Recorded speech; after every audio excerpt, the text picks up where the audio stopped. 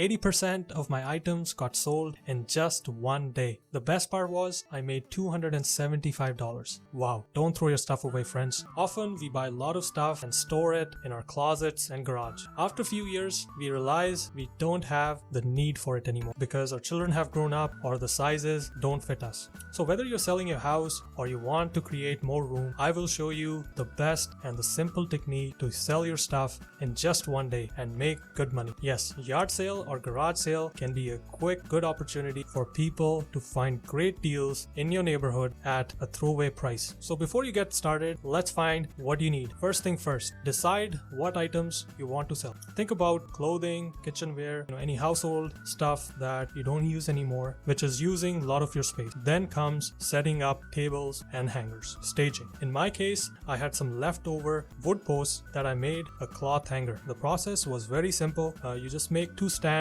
with a really strong foundation and just add a rod. So I had an old PVC pipe lying in my garage. You can also use ladders and bins or grills to hang your stuff. Arranging the items properly and neatly will definitely add value. For example, display toys on one table and household stuff on another table so that people don't get confused and don't have trouble finding the items they are looking for. Here's the best tip. Put your high value and new items in front of your driveway. Also, don't be a rigid seller. If you have listed an item for $10 and someone is offering for $5, try working it out. Negotiate and bring the buyer closer to $7. Second step is marketing and advertising your garage sale. You can market your event on Facebook Marketplace, Kijiji, or any other online website which is available in your country. I also used banners, the old school technique. I bought these garage sale signs that costed me over $1 each. Simply write the address and the timing of the event below, and the next thing you need to do is hang these banners on any 4 major intersections in your neighborhood. So in this case I had 4, so I had to pick 4 spots where I can get attention. Another best tip is to use balloons. This will also create tension. All things considered,